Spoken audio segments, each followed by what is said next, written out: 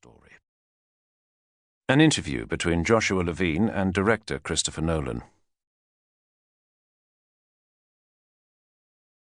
You're a British person who works in America. When you said you wanted to make this very British subject into a movie, what did people say? I had the script finished before I told anyone. Emma Thomas, producer of Dunkirk, knew. She'd originally given me your book, Forgotten Voices of Dunkirk, to read. We had made a channel crossing many years ago with a friend of ours who's actually in the film in one of the boats, in the spirit of reenacting that historic journey. It was one of the most difficult and frankly dangerous feeling experiences I've ever had. I was very grateful to get back in one piece, and that was without people dropping bombs on us. It was literally just the channel, the elements, and the three of us on a small boat. And you made that crossing as an homage? Yes, we did it a little bit too early in the year. It was Easter, I think it was April rather than May. It was a little too cold and we went over to Dunkirk specifically, but not as massive history buffs. We knew the story, we'd grown up with it, and our friend had a sailboat and he said, let's just do it. It turned out to be very, very difficult, at least for me and Emma, venturing out into the channel in a small boat. It's a considerable thing to do. The idea of doing it and knowing that you're heading into a war zone is unthinkable, really.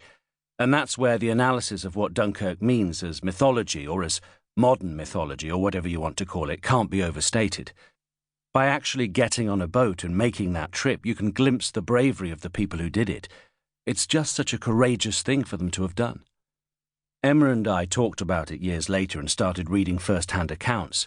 We were curious about why no one had made a film about it, in modern times. It's one of the greatest human stories. It's universal, I think. So I did a lot of reading, danced around how to go about it and why people hadn't in the past. Ultimately, we came to the conclusion that the reason people hadn't was because it was a defeat. And it's an expensive film. It's big. It's an epic, any way you slice it up.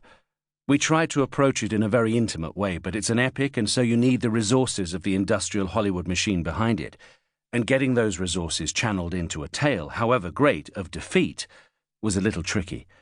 But actually what drew us to the story is that it's not a victory, it's not a battle, it's an evacuation, it's a survival story. So I don't see it as a war film, I see it as a survival story. That's why we don't see the Germans in the film, and why it's approached from the point of view of the pure mechanics of survival, rather than the politics of the event. It doesn't feel like a war film. I remember reading about George Orwell's Room 101, which contains the worst things in the world from your own personal perspective. This faceless enemy, which is the nightmare of your imagination. It's whatever terrifies you. And the film is almost a horror film, or a psychological horror film, or something like that.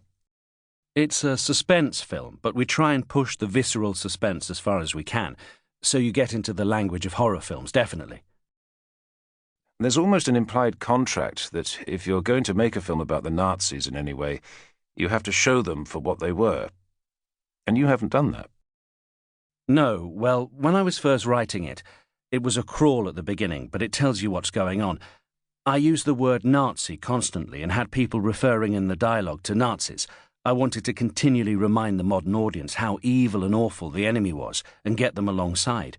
And then at some point, I think it was in my discussions with Mark Rylance, who first came aboard the project, I realized that because I'd made the decision to never actually show Germans, even referring to them was pointless. You don't want to be in a middle ground. That is to say that you either have to try and address the entire concept of Nazi evil and ideology, or you have to completely circumvent it by not showing them, by having them be subliminal creatures in a way, having them as an off-screen menace. It's like the shark in Jaws. Maybe you see the fin, but you don't see the shark. And that way your mind, and even your ethical sense of who you're identifying with in the film, automatically makes them the worst thing possible out there. The audience can run with their imagination and take it wherever it goes. But because this film will be seen by a lot of young people who know nothing about the Second World War at all, is there an obligation to underline who the Nazis were? I think the responsibility is to not present a misleading portrait of the Nazis, but Nazism is notable by its absence, and being notable, I think, is the proper thing. You want the feeling of crisis and jeopardy in Europe. You want the feeling of these British and French soldiers on the ground at a crucial moment in history. You want to feel like this is the absolute crisis point. I did